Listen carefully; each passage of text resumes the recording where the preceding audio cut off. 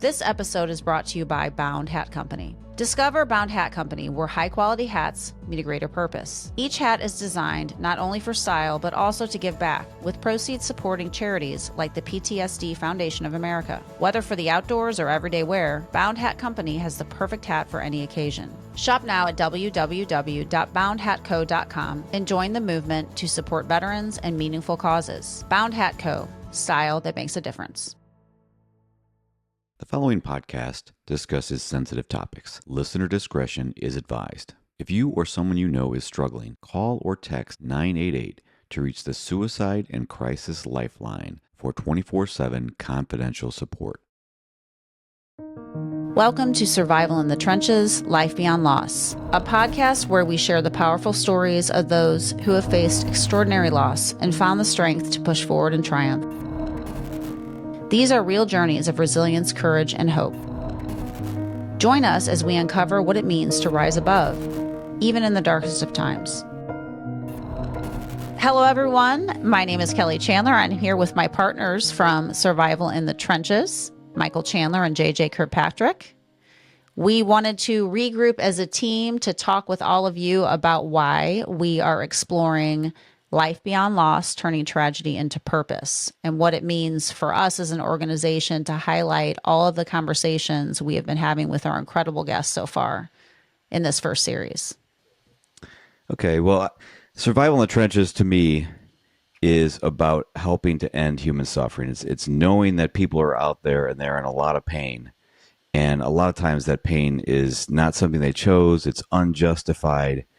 And there are ways to ease that pain. There are ways to help them heal.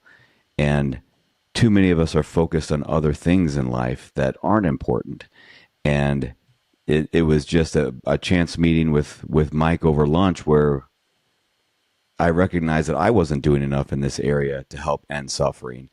And that's what really got me excited about this project and the passion that Mike had about helping people that are suffering with PTSD, people that have been involved in human trafficking, people that have suffered tragic losses.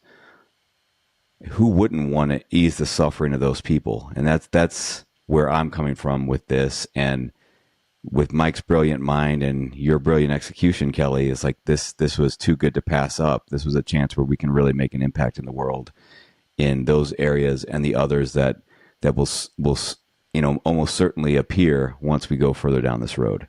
Yeah, I agree. And I think the interesting piece behind Survival in the Trenches is that we try and we stay true to making an impact across political divides. It's not about a race, an ethnicity, a color. The areas that we're focused on in terms of veterans, human trafficking, and even the aspect of tragic loss affects the human race. And so for us, one of the biggest triggers behind Survival in the Trenches has been our long, steadfast approach on giving back through charitable organizations. Every company that we've been part of, whether that's a corporation or whether that's a privately owned company that we've had, has had some give back component. But we were always in a spot where profit and customer outcomes were the first thing that we focused on.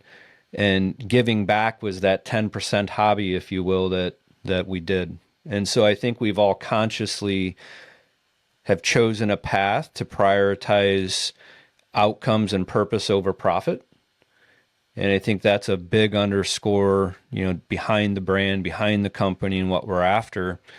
And for me, it's not about a passion project. It's about being more purpose driven. After spending 25 to 30 years in consulting in corporate America, what always felt like just results for the boardroom.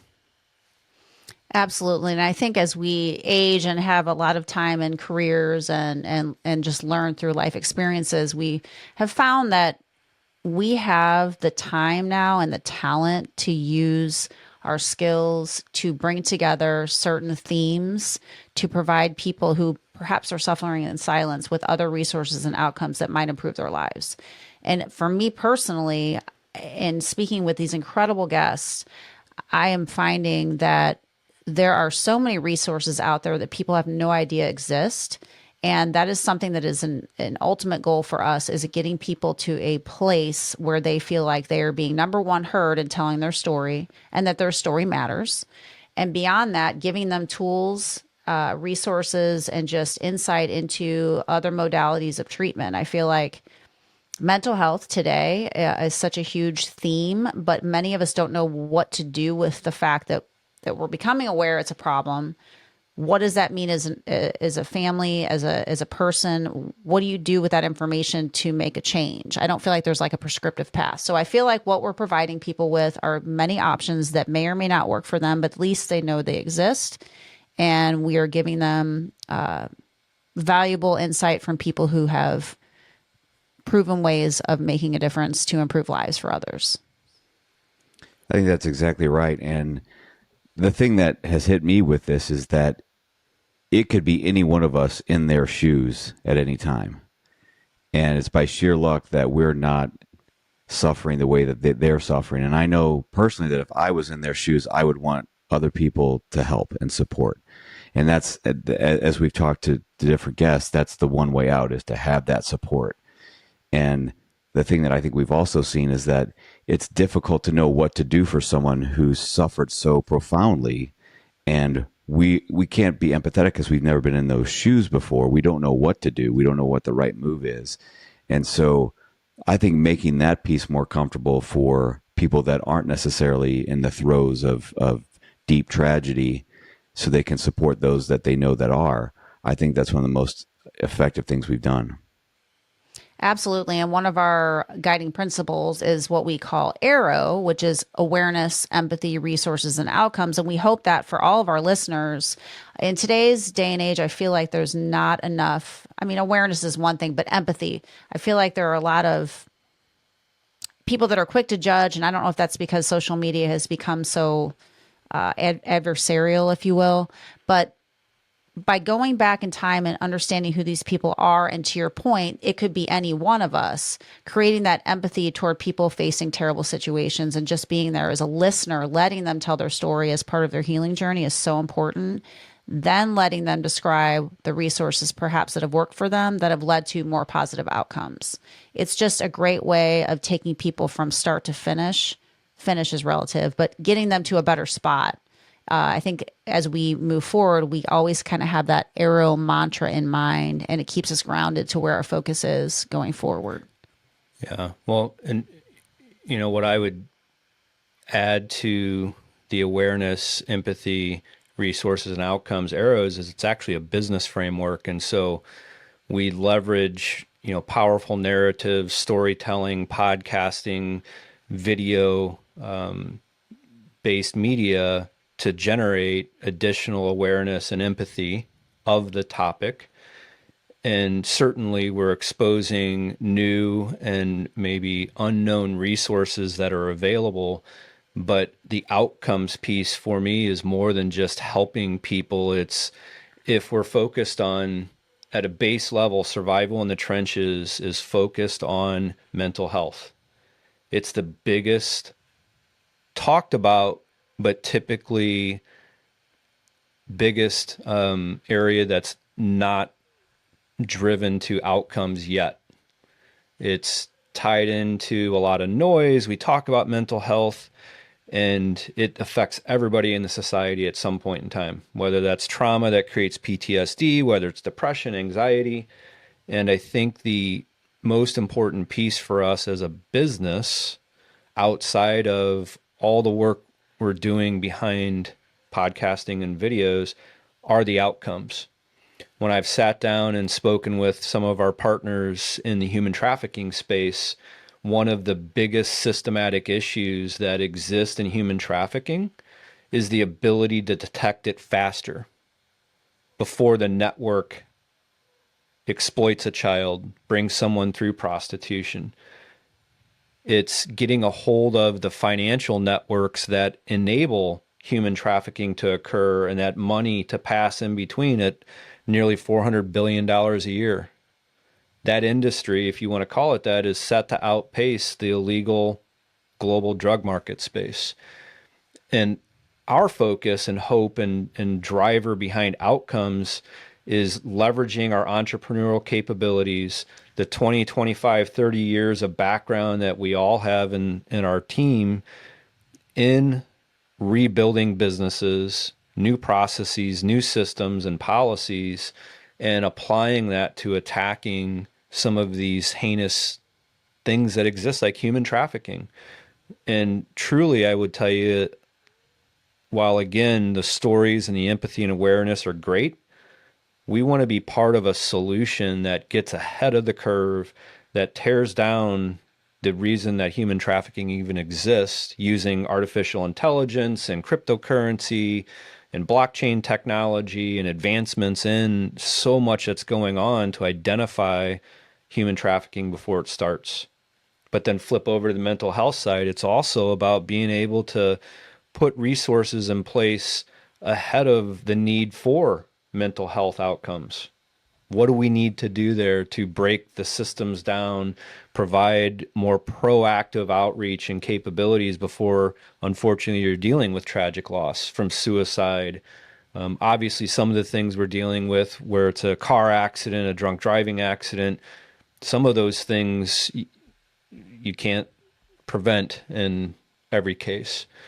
But our true goal at Survival in the Trenches is in that outcome space, driving to a systematic policy, whatever it is, change that's needed to prevent these things from happening. And so you'll see us continuing to go down that path and evolve in consulting and advocacy and advisory-based capabilities. And at a very human level, we want to provide a safe space for people to share their stories. I mean, these are very tough topics, and we are amazed at the amount of people who are able to come forth and share what are the darkest moments in their lives as part of their healing journey and the desire to help others that might be suffering in silence. And that to me is the most moving piece of all of that.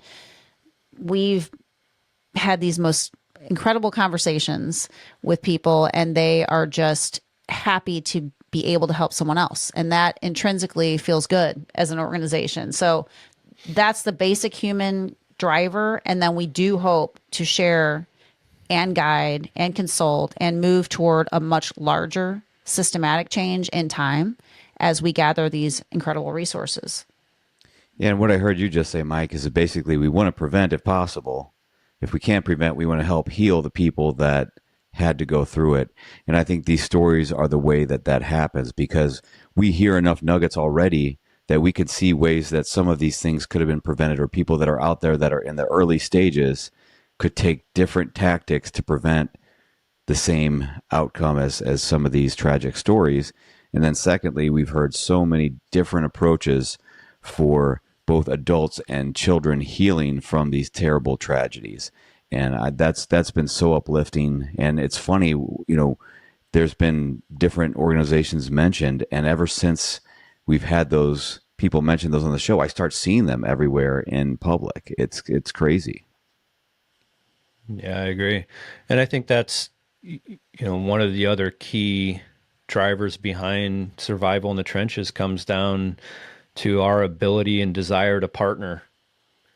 We're not here to compete. We're here to partner. We prioritize partnerships over competition. We prioritize outcomes and purpose over profit.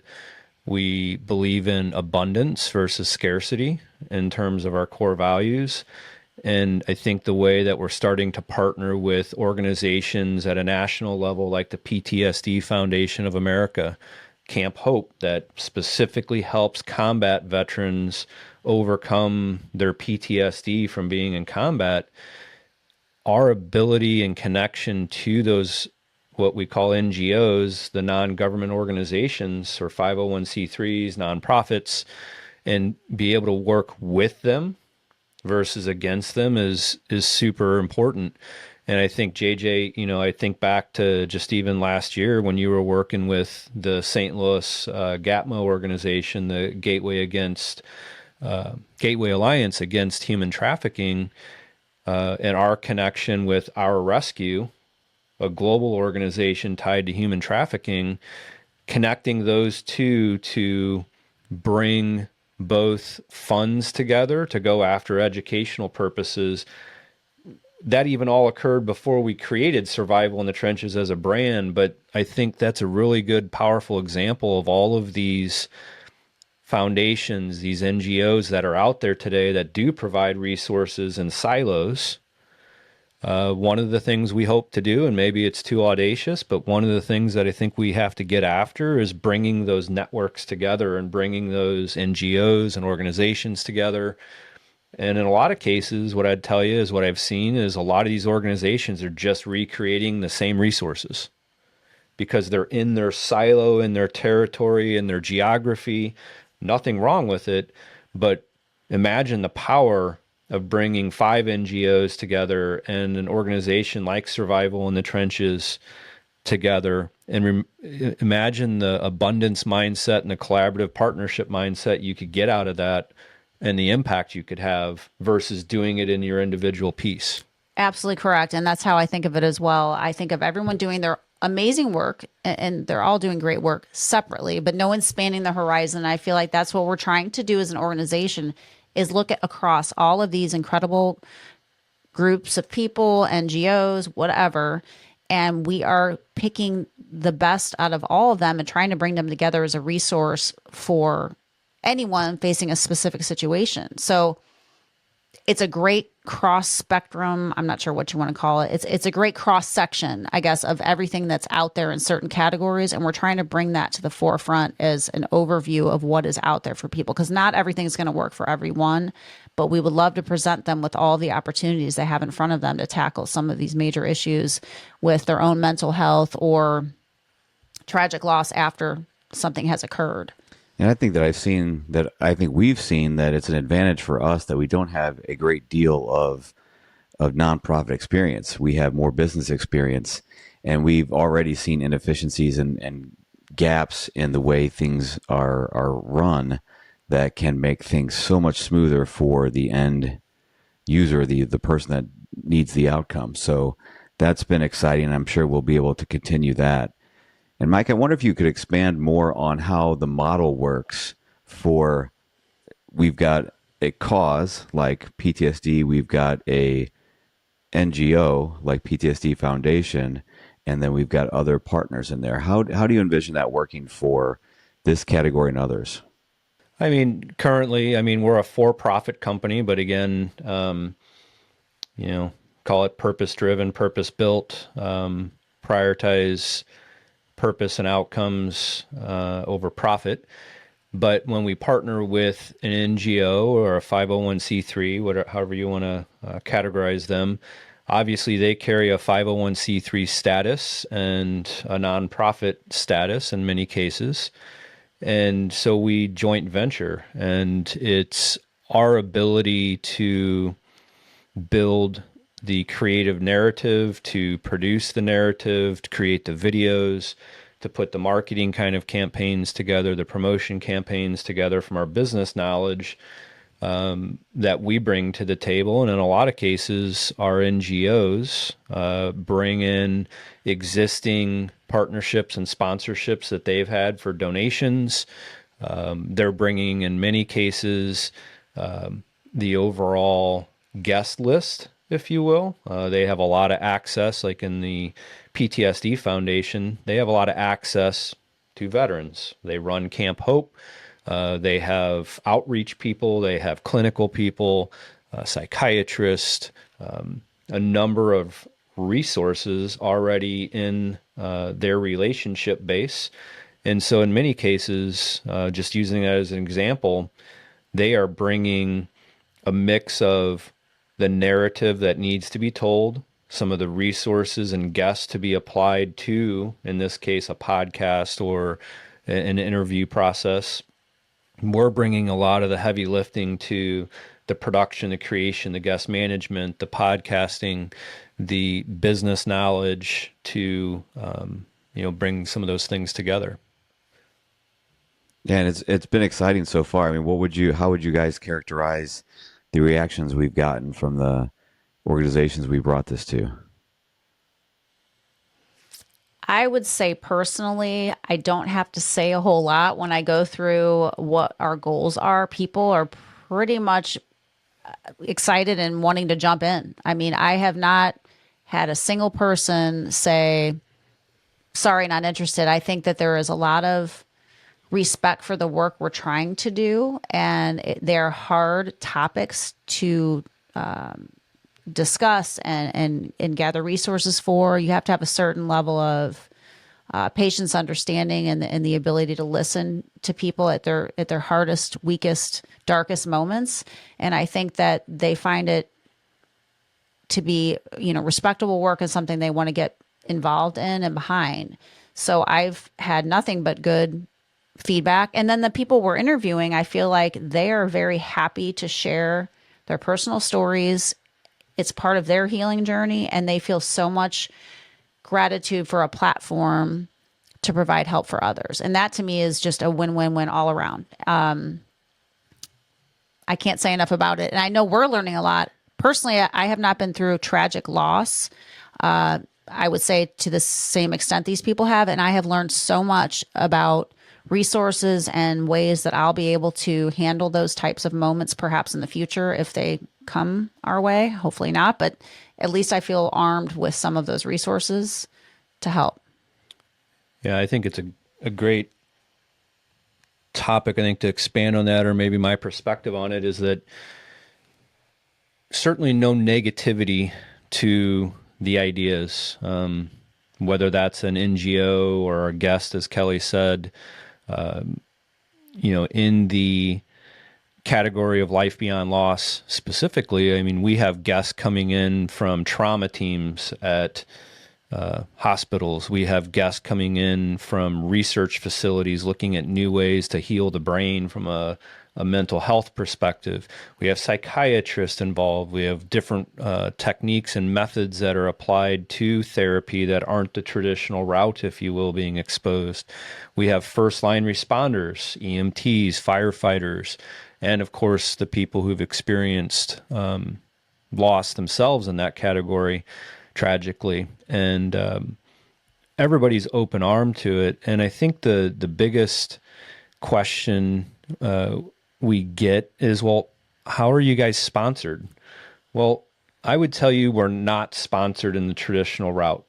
Most podcasts, and we're not a podcast company, as I always say, but they're sponsored in a way that they're giving back advertisement to someone who's paying for ad spots within the video and the podcast. We seek cause-based businesses and organizations who are willing to partner with us. In some cases, they're bringing funds to the table to help us offset cost of production, cost of marketing, things of that nature, but they're not there for advertising. They're partnering with us as cause-based social impact leaders in the community and the nation, and it's because their corporate social responsibility teams and focus and values are tied to these topics specifically. So what's been even more interesting for me is as we have sought out those sponsors, that we no longer call that a sponsor, we call that a partner, we have to spend a little more time not just selling ads, because that's not what we're doing. It's, do the core values align with that organization? Do the topics hit home for them in their corporate social responsibility and values of their business, whether that's veterans, whether that's the human trafficking side of things, whether that's mental health and tragic loss. But we spend a lot more time finding the right partners who align with those core values than just going to a marketing team and an advertising team and a company and being like, hey, come sponsor the podcast. It's not what we're looking for. We're looking for deeper partnerships, long-term kind of outcomes for the audiences that are affected by PTSD, by mental health, tragic loss, human trafficking. So I think that's a super important reaction that we get from people sometimes, is they think we're just looking for sponsorships for advertising dollars, and that's not the case at all. And I think what's another thing important to highlight is that this is a collaborative effort with these partners for Yes. each series or each project we begin with them, where they get to direct some of that attention in the ways that are important to them. So that's the thing that I think has been the most fun so far, is just the collaboration behind the scenes on what's important to emphasize and how are we going to do that. And then just, I found it just keeps amplifying, and that's exciting to me. I'm excited to keep this going. Right. I think that's a great point, JJ, because it's not that they're, again, just to use the advertising language, they're not giving us a jingle or a 30-second, advertisement for their company. They are helping to script the narrative to some degree, to be part of the narrative, to be part of the podcast, to be part of the video, supply guests tied to the podcast, to the video creation, to whatever happens with these things in the future. And we're even getting a lot of potential interest, I think, to go into, well, how do you take this information and make it more educational based? Well, I don't know. We're not quite there yet, but clearly with the documentary style interviews, with the investigative interviewing style to what we're doing, I think there's a lot of really interesting upside for resources that can be deployed into communities and people's lives way beyond what's involved in just a podcast that's released weekly for 24 weeks. Yeah, and I would agree with that completely. And I think another point to emphasize there, and that we've also seen, and Kelly, you probably heard this more than any of us, is that every guest we've had on that has had tragedy universally has said, ask me anything, go as deep as you want to go. And that is the only way we're actually going to get to the root of these problems and the root of what can help them heal. And I think that's been probably the most exciting. Number one is the fact that people are so enthusiastic to do it. It takes one ask and they're in, and the next line out of their mouth is, don't hold back, ask me anything you want to know. And I think that's also what makes this such a impactful project. Absolutely. It's raw, it's emotional, it's authentic. I know people say that a lot, but these are the darkest moments in people's lives, and they're willing to come forward. We might be shedding tears, we might be having to pause for a minute, because these are very hard emotional topics that get to your core, and they have been through the ringer as individuals, and they've probably been asked a lot of questions, and people tiptoe around a lot of them. And we love that they're willing to share and open that communication line, because they know it's going to help someone else. At the end of the day, so many people have said, if I can just help other people, it makes me feel better, and it makes me feel like I'm moving through my own grieving process or healing journey. And that to me is so powerful. And we always want to end with these people on a positive note and thank them for sharing this information, because it does truly make a world of difference for people suffering in silence and not knowing how to navigate through their grieving process. It's been very eye-opening, and we can't say enough about our guests up to this point. And I know it will just continue to grow as we expand our reach into the other areas that Mike mentioned, to get a full spectrum of perspectives across many different vantage points. So, we don't want to spoil too much about right. what's coming, and what we've learned in our time starting this is that this is a day by day evolution of this project, and new opportunities come to us every day on how we can help others. And so we just invite you to stay tuned and listen to our podcast, watch our videos, and engage with the different organizations that are out there to help people that are suffering. If you really care about helping people that are suffering, because it could be you one day, then get involved now. Agree. I think to add to that, the critical thing to remember is that mental health, whether that's in some label we've decided to give it over the past 50 years of depression, anxiety, chemical imbalances, PTSD, is really the core focus, the foundational focus on all of these things. And while we're focused on veterans and sexual exploitation and human trafficking and tragic loss, there are so many other things that correlate to mental health. And we invite you to reach out to us, to connect with us through our website and send in information and get connected with us if you have other topics or areas of interest.